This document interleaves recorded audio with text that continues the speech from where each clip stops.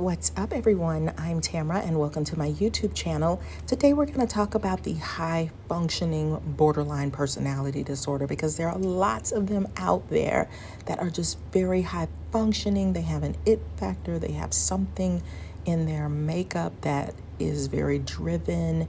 Maybe they had enough love and enough care and enough structure to develop a high-functioning personality. They were poured into more, or they just have an exceptional dynamic personality that makes them achieve and accomplish more. Because if you get a low functioning borderline, they are going to be there's going to be so much trauma and so much for them to cope with. They could be on drugs, have a serious drug addiction, have lots of different extreme behaviors that keep them from being successful, that keep them from moving forward, lots of acting out, screaming, raging, tantrums. But if you have a high functioning borderline, there's going to be a lot of times when you don't even know that they're a borderline because they're able to accomplish so much. I have seen some crazy amazing borderlines in the workplace where they are leaders, they get a lot done, they have very high expectations for the people around them and for themselves. Sometimes they deal with chronic boredom, but they channel that into innovative pursuits. They can accomplish more than your average person because it's kind of like, I don't know if you've ever saw Sesame Street where Oscar the Grouch had elephants in his trash can. He had all this stuff in there, and it's like, how does all that stuff fit in your trash can?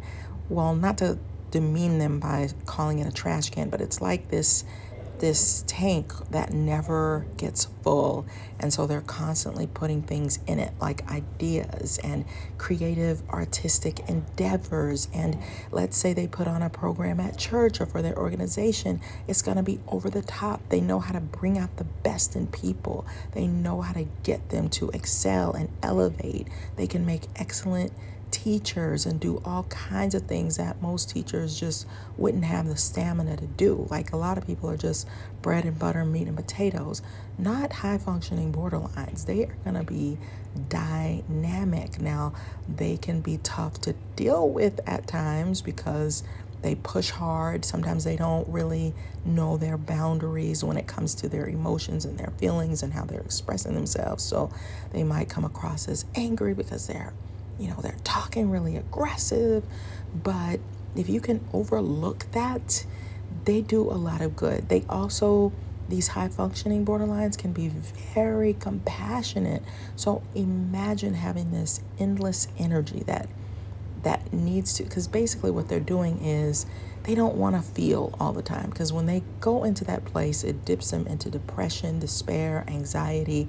And so these people learn to compensate for that by being active, by being busy. And I would recommend that for any borderline that's struggling with chronic boredom or identity. Channel that into something, whether it's switching up how you look.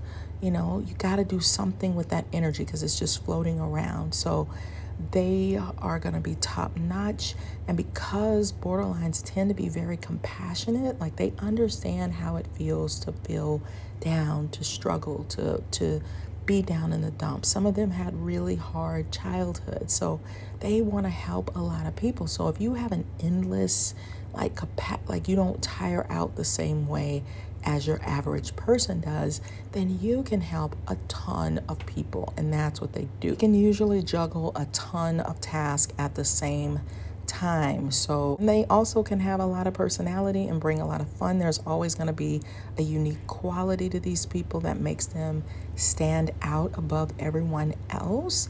So if they have a level of balanced in their nature, you probably won't even detect that they're borderlines unless you get super, super close to them. Then you're going to see the borderline traits. Like, if you're a close family member or you're in a relationship with them, you're going to see more of the acting out. But when they're in an organization or they're helping a nursing home or doing some extra things for people who need a ride or need help, that's where they get a lot of their joy from. So having a high functioning borderline on your team is not such a bad thing.